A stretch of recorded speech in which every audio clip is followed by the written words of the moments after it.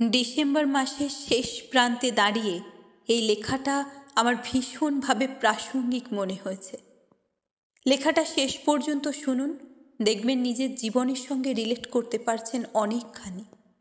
এক একটা বছর যাচ্ছে, এক একটা করে কাছের মানুষ কমে যাচ্ছে জীবন থেকে। আগের বছর যে প্রথম নিউ ইয়ারের শুভেচ্ছা জানিয়েছিল, এবছর সে আর নেই। কেউ বা নিজের ইচ্ছেই সরে গেছে লক্ষ যোজন দূরে, কেউ যেতে বাধ্য হয়েছে অনিচ্ছা সত্ত্বেও। জীবন বাধ্য করেছে তাকে।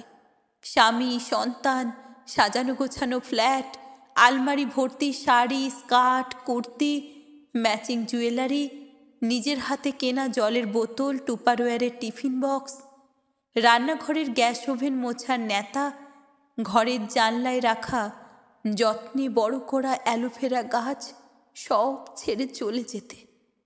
আজ ইচ্ছে করলেও তাদের গলার আওয়াজ পাবার উপায় নেই।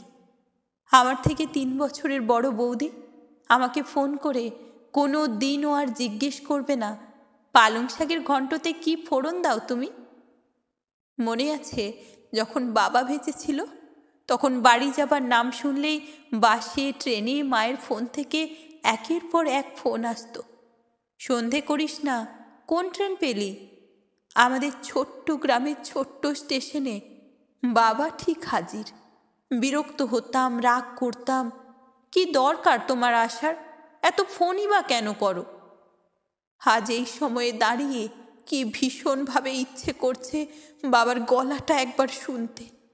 কোথাও নেই, কোনো দিন আর ওই গলাটা শুনব না।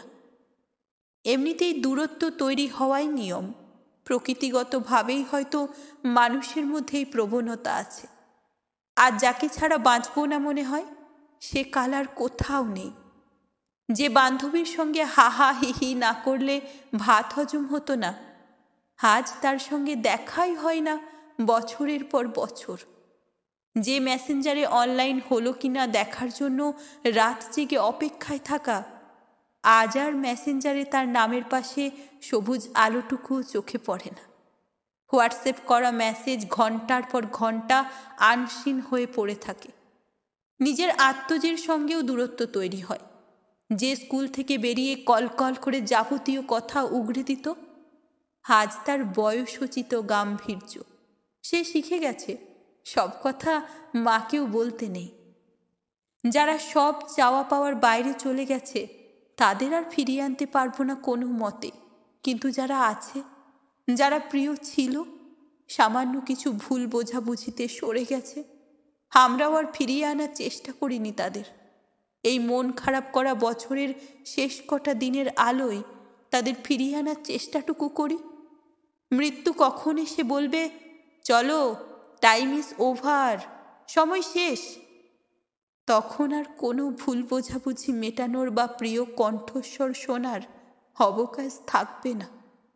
যে কদিন আছে রঙিন সোয়েটারে, কেকে, নেসক্যাফেতে, কমলালেবুর গন্ধে, দল বেঁধে পিকনিকে, ভালো থাকবেন সকলে, সকলকে নিয়ে। ছেড়ে দিলেই তো ছেড়ে দেওয়া যায়, থেকে যাওয়াটাই তো কঠিন।